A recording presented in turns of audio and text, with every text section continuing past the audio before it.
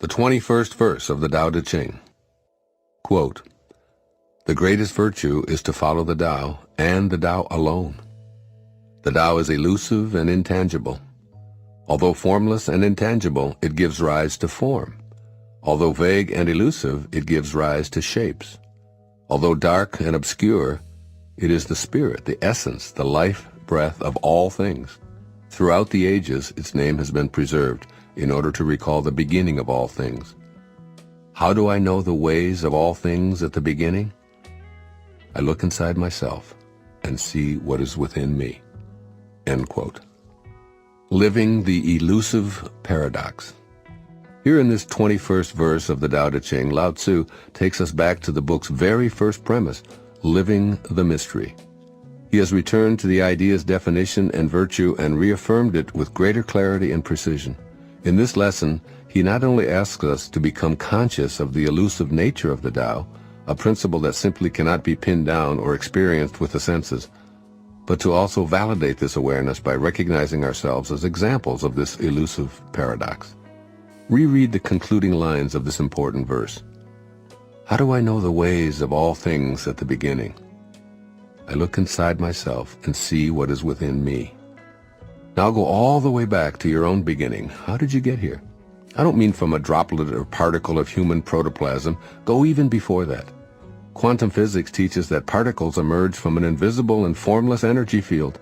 So all creation, including your own, is a function of motion, from formless energy to form, from spirit to body, from the nameless Tao to a named object. The process of creation, along with the theme of understanding eternal namelessness, runs throughout the Tao Te Ching.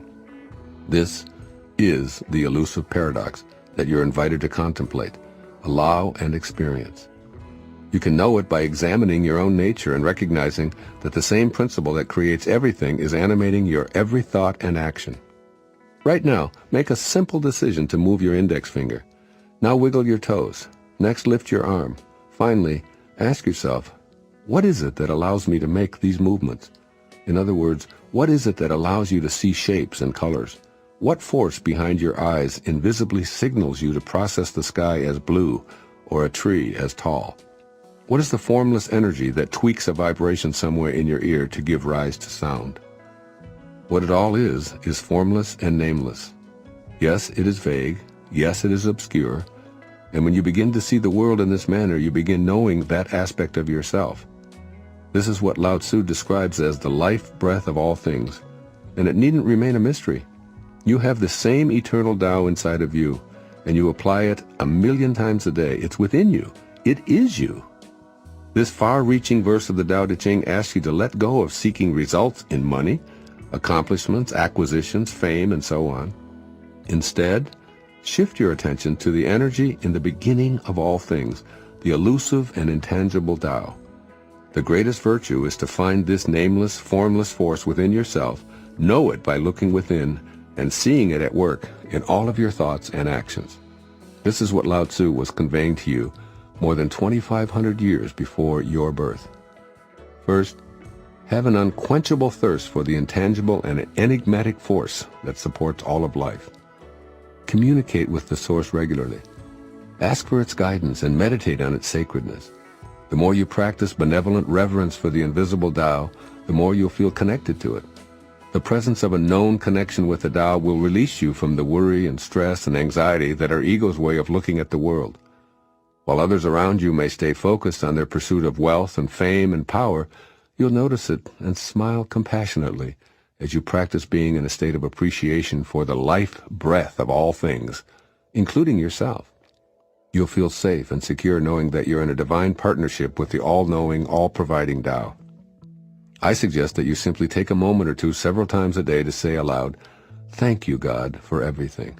Make this your own personal, respectful ritual. In fact, just a moment ago I said these very words, "Thank you, God, for allowing these words to appear supposedly from my pen. I know that the source of everything, including these words, is the elusive and intangible Tao." And secondly, memorize the final 2 lines of this verse and silently recite them when needed. Repeat these 2 sentences. How do I know the ways of all things at the beginning? I look inside myself and see what is within me. Doing so will remind you that the Tao comes from the truth that's inside of you at all times. Give up trying to persuade anyone else of the correctness of your vision.